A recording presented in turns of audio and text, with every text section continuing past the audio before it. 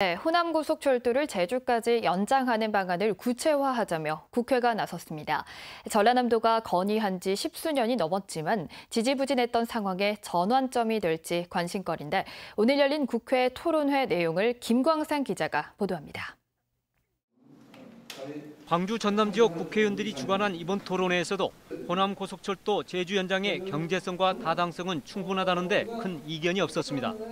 다만 노선과 관련해선 무안공항에서 해남 완도를 거쳐가면 관광 수요와 이용 인구 증가로 경제성이 더 높아지고 국가교통망 개선 효과도 클 것이라는 의견이 제시됐습니다. 특히 경유지인 완도라든지 전남 지역은 굉장히 많은 관광객들을 유치할 수 있을 것이고요. 그에 따라서 지역경제 파급 효과는 상상 이상으로 많이 거대하게 밀려올 거라고 생각하고 있습니다. 또 당장 제주까지 연결하기 어렵다면 단계적으로 추진하는 것이 바람직하다는데 의견이 모아졌습니다. 이번 토론회는 특별히 다음 달 열릴 국가철도망 구축계획 공청회와 내년 2월 제4차 국가철도망 확정 고시를 앞두고 있어서 의미가 있습니다. 그동안 단절됐던 북한을 연결하고 제주도를 연결을 해서 한반도가 동북아의 교통물류 중심 국가로 발전할 수 있는 일체형 고속교통망 계획을 꼭 수립해야 합니다. 문제는 앞서 정부의 3차 계획에서 체류 관광객 감소를 우려하는 제주 때문에 포함되지 못했던 걸림돌을 넘어설 수 있을 것인지 여부입니다. 차가 돌아왔다가 나가버리면은 우리 제주도는 뭘 먹고 사느냐는 그런 취지가 강했습니다. 그런데 이제 차는 들어가지 않습니다. 철길만 들어갑니다.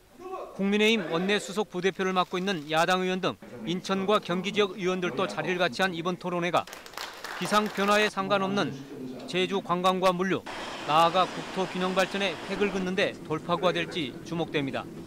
KBS 뉴스 김광상입니다. 목포시 의회가 코로나19 지역 확산으로 행정사무감사를 비대면으로 전환하기로 했습니다.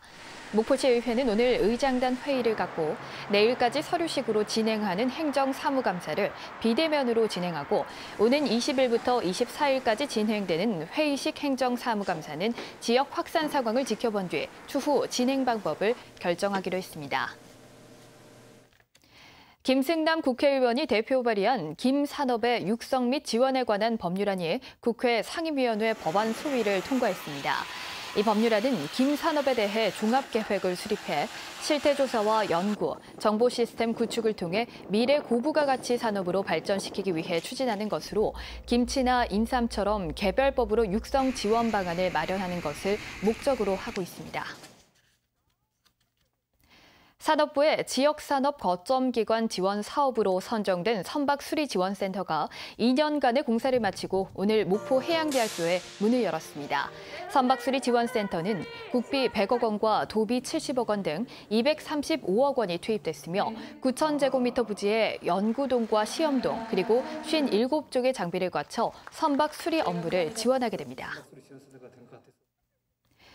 해남군이 중요 정책과 대형 국책사업 유치 등 이해가 충돌하는 갈등 문제를 해결하는 데 군민 배심원제를 도입키로 했습니다.